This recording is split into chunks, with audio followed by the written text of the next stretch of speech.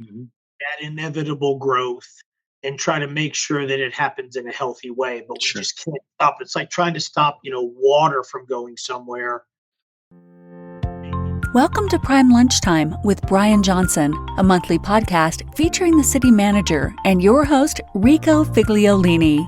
Taking the conversation beyond just talk, it's about getting the facts, discussing the issues, and asking honest questions of our city.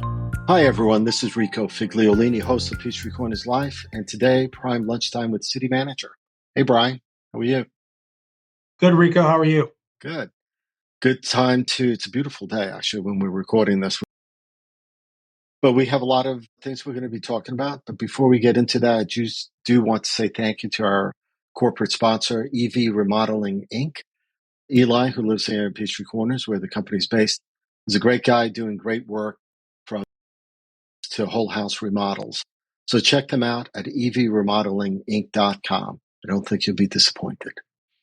So now let's talk a little bit about Brian. You've been, I know you've been busy. You've been going out doing speaking engagements. I want to mention to at some point, which is next month, ISC West 2024, which is a conference trade show in the security public safety realm. You're going to be talking to them about what we're doing here. Why don't you give us just on that? Again, that's happening in April. Tell us what's the plan? So I was asked to speak at that conference specifically about how we're using 5G within the curiosity testing environment to, help enhance and scale certain products in certain areas. This conference specifically is interested in, cybersecurity and some autonomous and then public safety like drone, or as our marshals have stood up, body cam, testing and using 5G as a way to make those products better or to be able to scale them. That would be, if you get a 5G environment, to be able to get to where all the law enforcement officers within that environment that are wearing body cameras, when they're turned on, the 5G environment is it could actually stream live back to maybe real-time crime center, or they can download video of an engagement where they turn the camera on because they don't have it on, all the time. So you got to turn it on. But currently, police officers end up at the end of their shift, they go back to the station and they've got to take out the memory chip and put it into a computer and download it directly that way, just because it's so that is really, takes a lot of space. And, that would be huge if they could both stream it live back to, a command center where you have other people watching and be able to download it and not have to go back to the station. That would just be an example where 5G can be used to do it. So I'm going to be talking about, I was asked to talk about some of those applications that we're using 5G to help, do research and development on. Which is great because most that you all go to, both here in the States and overseas, like Israel and other and European countries, they end up actually bringing sometimes companies to our city that want to do work here. So good economic impact, right? Just conference speaking engagements, it used to be to where we were always having to make our case as to why we're interesting enough to speak at them. And it's kind of, and we get reached out to, but we don't conferences and it's just conference where you're like walking a showroom floor handing out business cards. We usually use this as, call it an excuse to live meetings with companies that are in the area, that are in certain sectors, that we want to make them aware of Curiosity Lab and its capabilities as a way to get them to be like, oh, wow, I didn't know that existed, and you don't charge. You have all these cool toys and infrastructure we can use. So we turn down a lot of these things if they don't correspond to us being able to meet with other companies time. Right. So this is a space that we're with the marshals stood up, public safety space has certainly expanded. And so it's, more of interest to us than it has been in the past. So we've been asked to speak at this time. We accepted just because we have more public safety, you know, R&D going on here than Right. we have in the past. Right. Cool. So let's bring this back a little closer to home now. Actually, Atlanta under the Gold Dome, because there's a lot going on. There's legislation in there, particularly that would affect the city of Peachtree Corners, that you all have been working on. So tell us a little bit about that and what impact that will bring to the city. Well, I'll start with legislative sessions are 5% defense and Yes. 5% offense. Yes. So as usual, our, legislative affairs people, lobbyists that we use, and in some internal staff, we've ended up on bills that could hurt us Mm-hmm. in some way, shape, or form. But we've talked about this before in years past, or I've used as an example. But yet again, there was another bill that was introduced would prohibit property tax bills from having anything other than the one property tax line item. Right.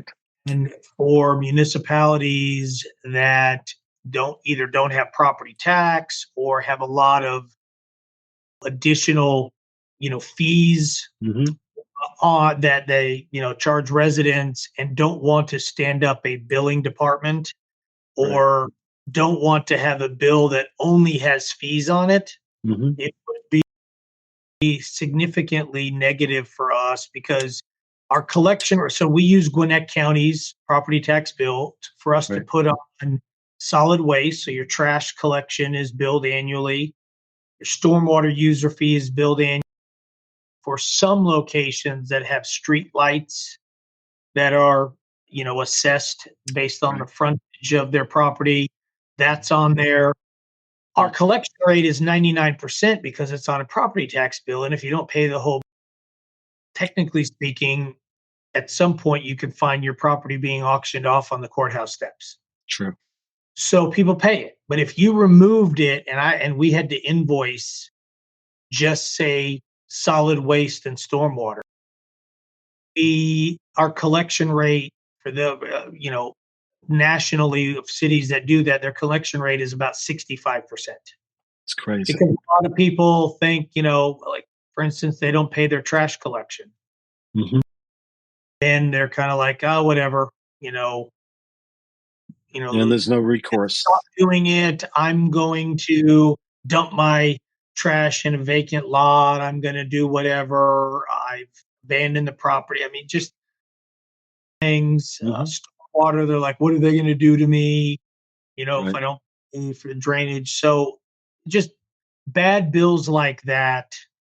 We try to do what we can to make our state legislators know that it could harm municipalities. We also fight a lot of bills that would remove our decision making at the local level and move it at the state level. Yeah. Where cities are generally opposed to the best decisions are made by elected officials closest to the area that's affected. Agreed. I think some of that was dealing with, at one point, with building materials, whether it was steel or wood for 3 fire buildings. And that passed, Rico. So the state decided that in their wisdom, they would prevent cities from having any kind of requirements of building material that things are built. And this stemmed from some cities saying that if you hit 4 stories or more, it had to be structural steel. Mm-hmm. And there are wood products out there that allow you to go up to that height or more, product that has the same, I guess, structural strength as steel. Mm-hmm. And the state said, nope, we're not going to let you decide at the local level. Those are ones that just, but a state legislator from Rabun County or Chatham County is not necessarily the best position to know what is best for Peachtree Corners. But anyway, there's a long way of Yeah. saying play a lot of defense. We did have a little bit of offense. Mm-hmm. We decided to take advantage of this session to do something that we've been thinking about doing and may do in the near future. Right. Have it exactly set at our level to execute quite yet, but it's around the creation of community improvement districts, or CIDs as they're called. Probably us here is Gateway 85 CID. Correct. Right. Yeah. And it is an area of city or county in which the businesses inside of this defined CID voluntarily tax themselves at an additional rate, and that additional rate creates resources that have to go back into this Right. particular area to improve it in various things. We've found a couple of locations where that might be of value at some point in the future, but Mm-hmm. in order to do it, you have to have legislation allowing that local government to create it. So we decided to go ahead and have that legislation created so that in the future it only requires two things. One is a certain percentage of, again, the property owners within the area that you want have to agree to do it, and then So city these. council has to agree, and both of those entities have to match up. But what this local legislation does is at least removes us having to go back to the General Assembly. It removes that. So it's kind of the first step of a three-step process, and we just wanted to do it. And that bill is moving along. I have, every indication to think that it'll pass this session. And then in the future, it could be a long time. It may never happen, but at least if the decision was made that there's a certain area that it makes sense to do, there would have to be a campaign and lots of meetings with all those property owners to get them up to Right. speed on the value. And you basically have a mini referendum. And if you get the required number of votes, that's presented to city council. And the last step is city council to say, yes, CID is created. I'm assuming it would be votes of people within a defined district. Yep. that you all would draw the boundaries around, and it would be commercial and residential, or just commercial. Well, it's kind of property owner, so Okay. it can be residents are in there, Right. but there's an equation. It's got to be a certain percentage of property owners, Mm-hmm. and then it's also got to be a certain percentage of the taxable value of the property. Sure. So, for instance, if you had an area in which there was this like big Goliath corporate tenant there, and they were significant part of it, you don't want them to be singularly able to say yes. Conversely, you don't want a bunch of small little property owners to be able to do something that ends up putting a huge burden on this big Goliath. So Right. it's a combination of both Okay. that have to weigh in.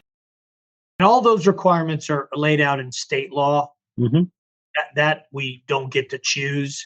Right. Our choice is, but we just have to have legislation allowing city council to create CIDs if votes are obtained. And CID. So for those that aren't aware, I mean, the one that you mentioned before covers, I think, Jimmy Carter, 85, Gwinnett Place Mall, that whole area over there. So Gwinnett Place Gwinnett Place CID is another CID. Okay. Gateway 85 does not cover that. Gateway 85 is more like Jimmy Carter on both sides of 85, kind of a corridor. Yeah, that's right. It's more of a corridor.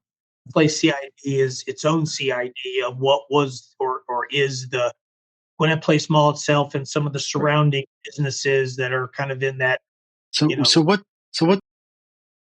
generally, what does a CID fund that they'd want to do?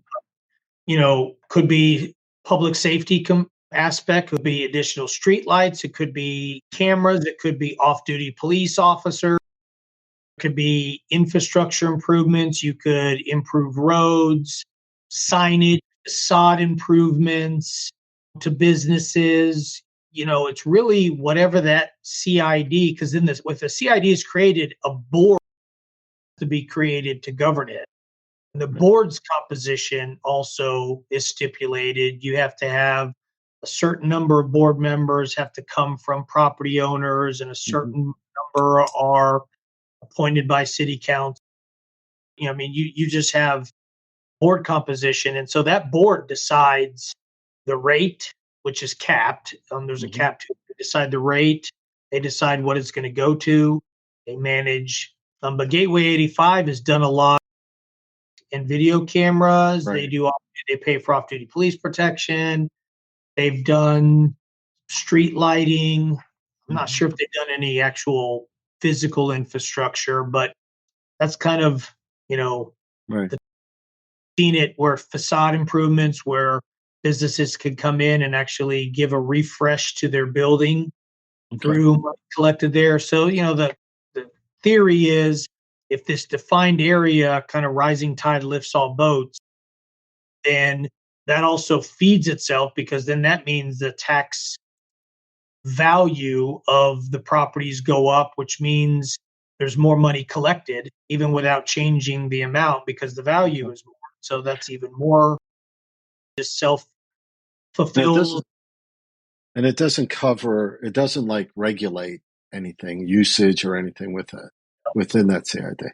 No, right. That's why it's just community improvement district. It's just to improve that through some of those things I said, but no, every business still operates the same. He's still the regulatory agency for that. You get your business license if you meet zoning restrictions. Okay. You can do whatever you want. It's still America. Right. All right. So let's move on to a little bit. Let's talk a little bit about town center improvements. I know most of it's coming to a head shortly, as far as and things coming to fruition. So give us a rundown of what's actually going to be opening soon and where we are.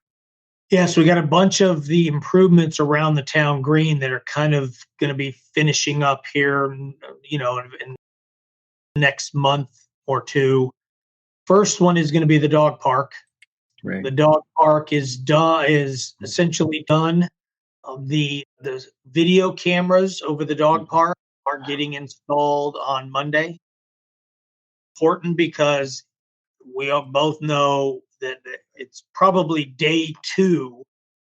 We're going to get some dog fight, and somebody's going to reach out to the city to say, I want that video because that dog, they should pay more bills. And so we wanted to make sure we had video surveillance. And then Friday, March 15th, at 4 p.m. is the grand opening of the dog park.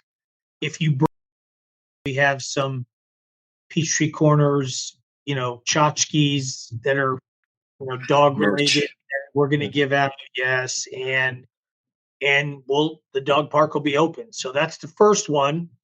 Okay. Then, before we leave that one, is the, what was it called, the bar or the concession, the Bone Bar?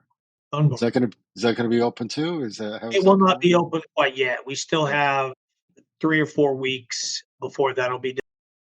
It will be a small, not a shed, but a small little bar that it's going to look like Snoopy's doghouse, and it'll have a window that will open to the fenced area of the dog park and also outside. So you actually, when we do, we'll have to end up bidding out the contract to be able to use that. We haven't bid on hours and whatever, but we'll bid it out. Somebody will win the bid, and then they'll be able to open up and have some sort of beverage component that you have access to. So long, there will be, you could take your dog to the dog park, and while you're there, go get a drink of some kind, alcoholic or non-alcoholic, and then chill out on the benches there. We got structures that are there, so shaded park. Half of the dog park is artificial turf, and then half of it is natural wooded area. Okay. And we have a small dog and a big dog to the dog park. Okay. So it'll be, for dog owners who want to go there, they'll be, and maybe it's even in the morning where there's coffee served out of there. I'm not sure, but Okay. it'll be used, hopefully to provide a value to our thirsty. Yeah. Yeah. Cool. And Town Green, I know they're getting sodded. Well, not sod. Well, sod. Yeah, I guess that's going to be finished soon too. Yeah. So we removed all the old sod and dug down 3 feet and removed all the old Georgia clay out of it. Excuse me. And we put in a drainage system and good soil, backfilled, and we are ready to start laying next week. And we're wanting to lay it in as soon as possible. It'll still be off limits for use because we need the sod to take. Right. And in preparation for our May concert, our first concert in May, which I believe is the Taylor Swift Cover band. in here. I can assure you, Swift herself. I doubt that, but it's a Taylor, entertainer, and so as a result, there could be certainly a significant amount of people who go to that concert. Yep. And we don't want the sod to be walked on too early. So anyway, that'll happen in the tot lot, the smaller kid playground. Will the mat install around the playground equipment is starting next week, and it'll be the end of this month. At some point, I believe Svela, my communication director, is trying to come up with the best date, but it'll be the end of this month. We'll have a grand opening of that. And so then that lot, that little kiddie playground will be open. Right. So to the end and then the end of this month, we should have the towers placed on the, what was the old fitness trail area. It's really become an obstacle course now, and which is why we're having to secure. But it will the towers are going to make it look like a frontier fort. Right. And so it, then we'll have some signage on people can use it, because we certainly run into people who have no business being on it unsupervised. It's just an insurance nightmare potentially for us. So that'll be good. So, I would say, beginning April, everything except the, Middletown Green itself will be open, fully used. And then by the May concert, we'll essentially be done with all of the upgrades that ring and it's off to the races. It's amazing. It's just going to be amazing, especially with the concerts coming in, Peachtree Corners Festival happening later. It's all cool. Can't wait for that all to be complete. Rico, one thing we didn't talk about prior to the show that it may be wise to talk about now, the obstacle course presented an opportunity that the Peachtree Corners Veterans Association is going to potentially take advantage of, and that is on Memorial Day. As you know, the festival or the Peachtree Corners Veterans Association organized an event for Memorial Day and Veterans Day out at the Veterans Monument. Right.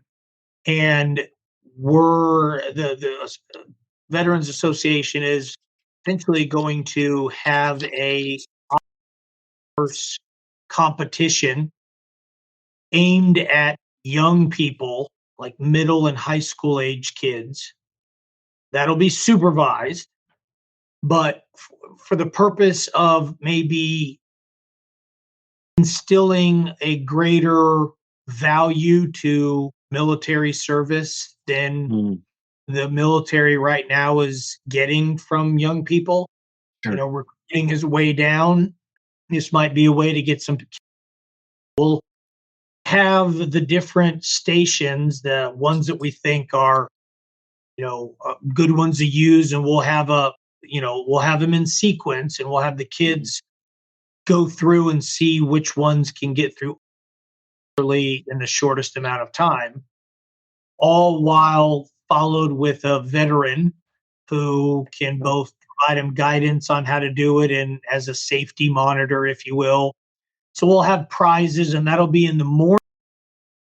I think around from like 9 to 10:30, and then Okay. at 11, the Memorial Day event will take place right there at the Veterans Monument. So it'll kind of be a little bit more of a half a day.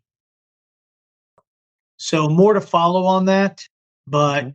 the association is looking and is discuss the with the city this, and so I think it could be a kind of a cool thing for some kids who maybe Yeah. did was there or haven't been the best ways to Mm. do it, or these are ones. I have a 15-year-old son who thinks he's 10 feet tall and bulletproof, and he can do all of those things better than most, Right. or at least better than his old man, which I think I can still take him. So we'll see. Uh, yes, you're a vet yourself, so that would be cool.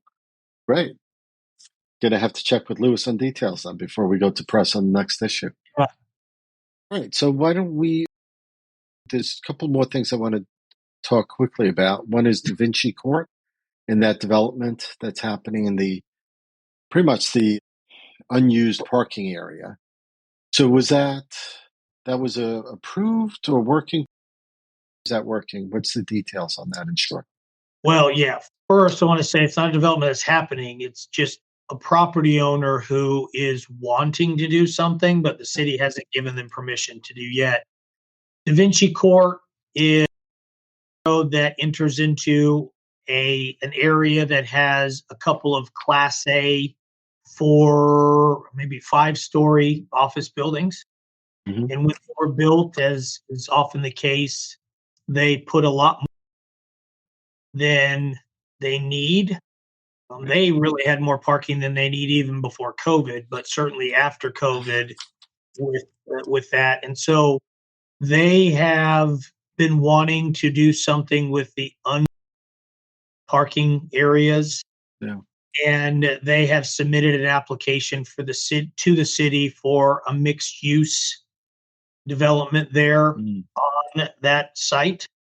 And so it's head council. It has I think the March planning commission meeting is when they'll present their case to planning commission. It'll have its first read city council meeting, and then it'll be the April city council meeting where it'll be officially considered. Gotcha. Okay.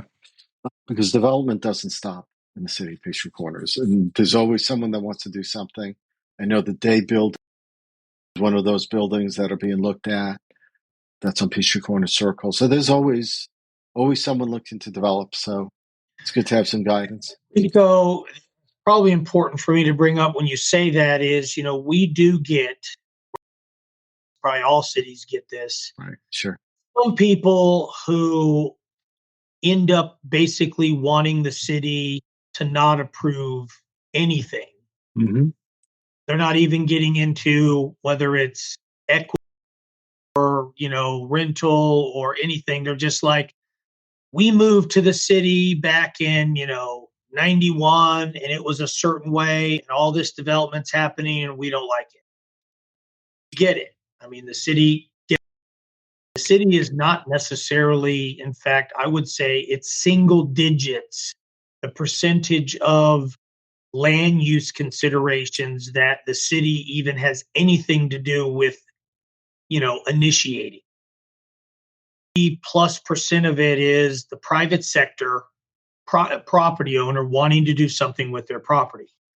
We don't have cities and counties don't have the legal, authority to know if somebody wants to develop their property. They have property owners, property rights in America are very strong. Property owners have a legal right to the highest and best use for the property. Now, where the city comes in is some of it, if it doesn't keep into, it's not keeping with the character area of certain, place, or there could be certain things like it would add density that overwhelm the public, say, transportation infrastructure in the area. Those are reasons we can say no. Or if the zoning, it's currently zoned a certain way and they want it to do something that they're not. In some cases, this can just say no, but not in all cases. We can't just indiscriminately say, for the sole reason of it's adding people, we don't want to approve it. If that was the only reason, there was public infrastructure that could support additional density, and it met the zoning. Yeah. It couldn't just say no. So I bring that up to say growth is in a metro area like this. Getting more dense is almost inevitable because may not be only in residential, could be other things, but there's don't have the ability to say no, even if, behind closed doors, we're kind of like, would rather not that happen, but some of it is even a use by right. The one that you brought up earlier that was just approved, D.R. Horton, Right. on 5, came in and got approved for a little over 70 townhomes. Right. 75 units. How many? 75 units. 75. That property owner came to the city in the fall of last year, late summer, fall of last year, with like a 225 to 250 unit Yeah, I remember that. development. And the city denied it. And we had to deny it.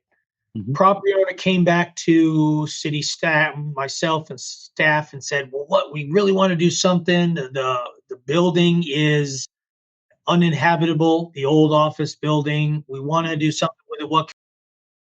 Why don't you decrease the density? Equity is always more palatable. So they went from like 250 apartment units down to 75 equity townhome units. Yeah. And even then, we had residents who at the city council meeting were angry that we were letting anything happen. And that really was a good news, story. I mean, the city ended up decreasing the equity product. We even had a complaint about the condition where we said no more than 15% of the equity townhomes could ever be rented. And that would be enforced by the HOA, which we required them to set up. We had a complaint that we were even allowing 15%. And the complaint was, you should have said 0% rental. That's another example where legally we can't do that. There are lots of instances, including even in covenant protected single family detached subdivision. You could have somebody who lives in Riverfield or Neely Farm or Wellington Lake in a house that's 1,000 square feet. They may want to rent the house out, or they may be in a financial position where they can't sell it, or they would be underwater or whatever. We can't just say, nope, never. We can put some limits to it, restrictions on it. And even then, but that's just sometimes those are the things that residents don't oftentimes understand, that government in our country especially was set up to only have certain authority. That's what the city has. And so it's not always exactly what we want, but in this case, we got a much better product than what was originally submitted to the city. Yeah. Interestingly enough, I mean, that piece of property is on Peachtree Parkway, I think, right? On Engineering Drive. It's one parcel in from Engineering and Peachtree Parkway on That's what I mean. It's the east side of right, where the liquor store is. Yeah. right, right. So the point is that there's no residential. It's not like butting up to residential. It's not making density change to let's say an R100, and then you're putting townhomes next to it. The interesting part is that cities have comprehensive plans, right? I think wasn't it the 20 plan that was just recently Yeah. approved? Last year we just Right. redid a rewrite of ours. So that comprehensive plan actually spells out where development can go and what densities are possible in certain areas that may not have already that density, but cities growing, cities take into account through public meetings and input where there might be more density allowed, even though it might already be single family homes, like Medlock Bridge Road, for example.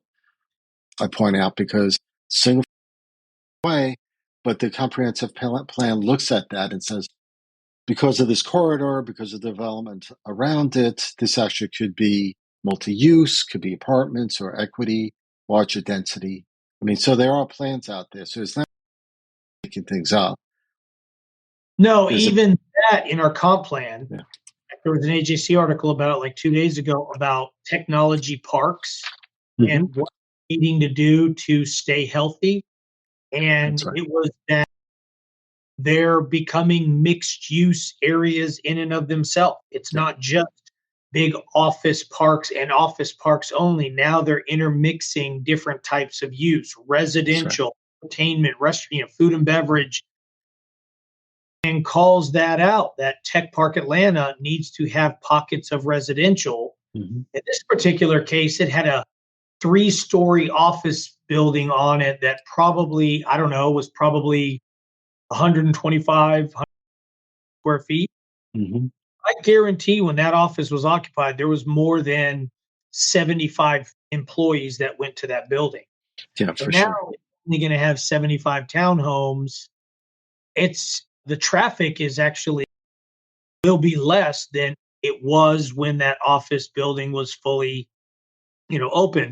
Sure. And it adds some pocket of residential intermixed with the office building. So we're, kind of diversifying the uses, even it out. So it was in keeping with it, but it goes to show you that, again, some people wish that we could hit the freeze button and just, we look like we did in 1981. Yeah, and it won't be that way. For that to happen is to regulate that inevitable growth and try to make sure that it happens in a healthy way. But we just can't stop. It's like trying to stop, water from going somewhere. You don't stop it, you just direct it to go. Well, it's same people that would look at the forum back several years ago and note that there was 16. I would drive through there and count how many storefronts were empty. At one point, I think it was about 16 storefronts empty, and people were upset with NAP buying it. There were some people upset with it because they wanted to bring more density to it, and they want to adjust the way it was, adjust the feel and look of the place, and they're doing a great job. And there's some the fruits of that will show over the next year or two. But things like that have to change, otherwise things go sideways, and then there'll be people complaining about that. And since we're talking about use and such, there were two actually that the city also has developed. One dealing when we were talking ahead of the podcast, social recreation and social hobbyist, if you will, and what the difference would be with like a social and pickle, if that was based. Because is it a restaurant? Is it recreation? So what fermented this discussion in making these changes?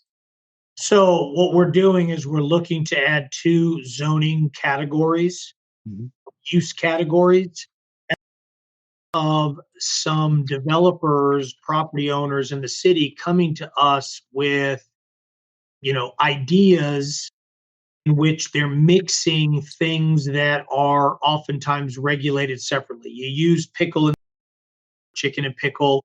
Right. If anybody's ever been to those, it's almost like Top Golf. Top Golf will be another one. Is that a recreational use, golf? Is it a restaurant? because of the food.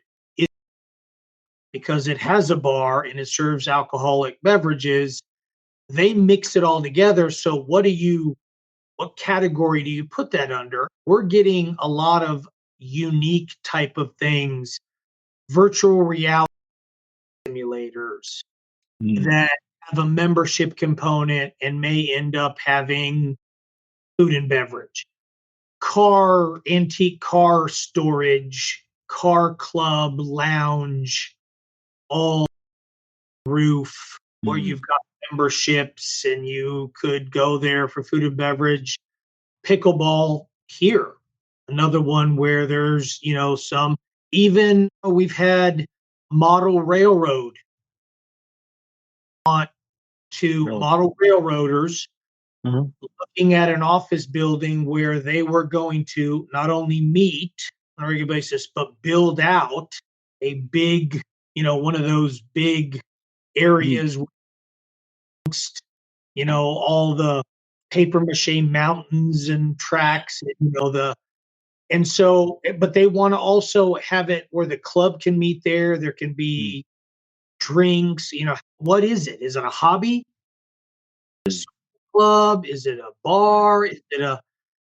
And we're getting more of this as office space is such a, there's so little demand for commercial office space right now with the work that office building owners are looking to fill their space with unique uses. And so we're trying to get ahead of these things that I just threw out to you, which are to a degree just ideas.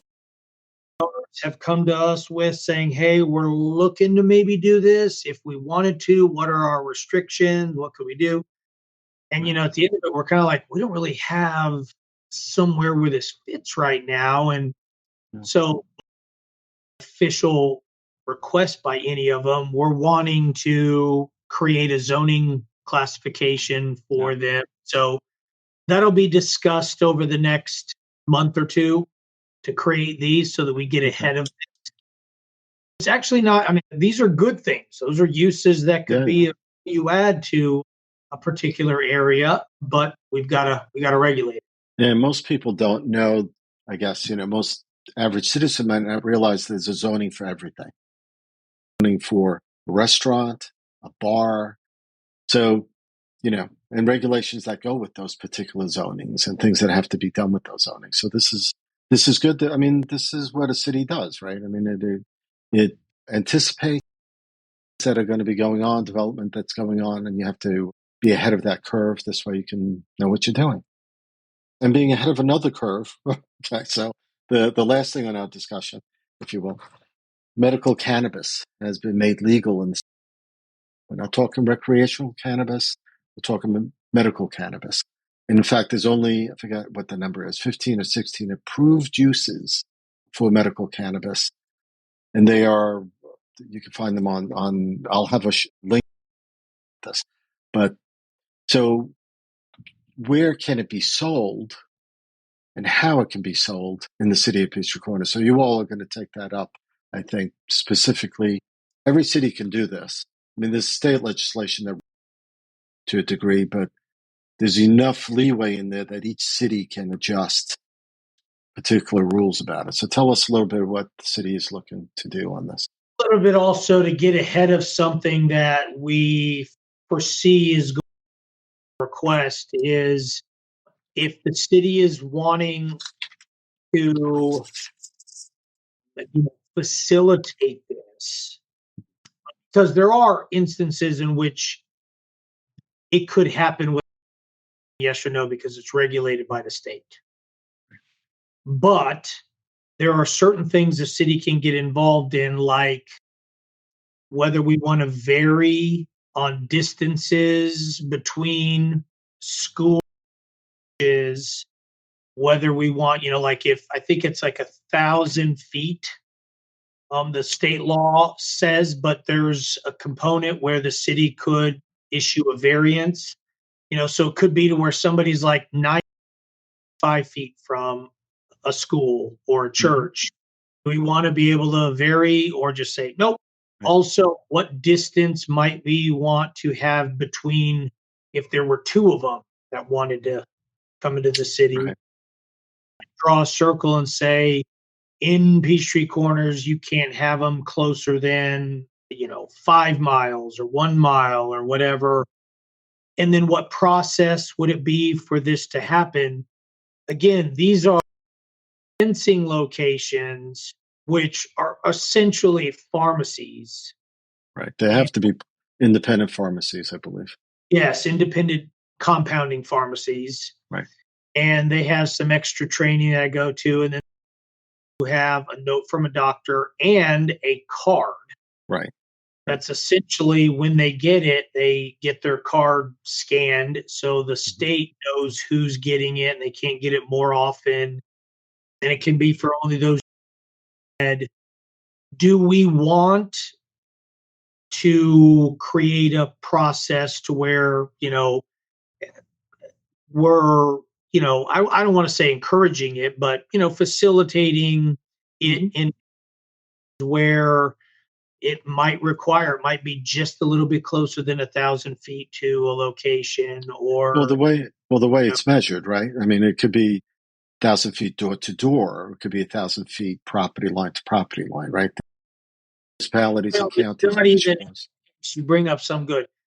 Alcohol is measured door to door as a person would walk or drive, and so you can say 1,000 feet property line. But if you go out one door and then you go in the front door of the other, it would be farther. The way this was written, medical cannabis is property line. Right.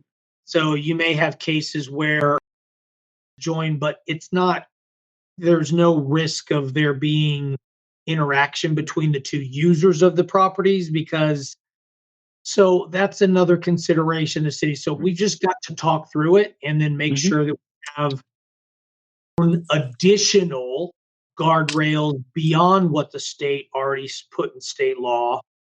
And it's to do it in preparation for what we foresee an official request of the city for this here in the near future. City has done that a lot over the past few years, always ahead of anticipating zoning requests and variances and stuff. So it's good to see the city's working the way it should be working. It's a smart city. We need to be working smartly, right? Yeah, we certainly try. We don't always get it all right, but we are certainly doing the best we can. So, so that's kind of end use as usual going on and other stuff. So, I wish there were some days in which we were a little bit sleepier than we are, because I'd like to end the day having accomplished everything I wanted to. But keeps us young and motivated when you got a lot of stuff going on. You got to keep your energy up. So good stuff. For sure. I want to thank you, Brian, for being with us, for walking through a lot of this stuff. Also want to, this issue of Southwest Gwinnett magazine is out, talking about food trucks as our cover story, but a lot of other things going on in the city of Norcross, Peachtree Corners, and Duluth. Just lots of stuff going on. So you should be getting that in. Pick it up at the local restaurant or place in your community. We're working on the next issue of Peachtree Corners magazine. Lots going on there too. It's going to be a good, really packed issue of things happening, covering people that are retired, new developments, new businesses coming into Peachtree Corners. Great stories to be told there. If you're looking for more information, every day, every other day, we're publishing to livinginpeachtreecorners.com. You can check that out. Certainly check out our podcast. Urban Ebb is another one that I do, talking on a wider reach of different cities and things happening in the urban and suburban environment. So I want to thank again EV Remodeling Inc. for being a great sponsor of ours. Check them out, evremodelinginc.com. Thank you, Eli and his family. And thank you, everyone, for listening. Check the show notes for any relevant links. Appreciate you being with us. Thank you, Brian. You've been listening to Prime Lunchtime with Brian Johnson, the city manager of Peachtree Corners, Georgia, with your host, Rico Figliolini.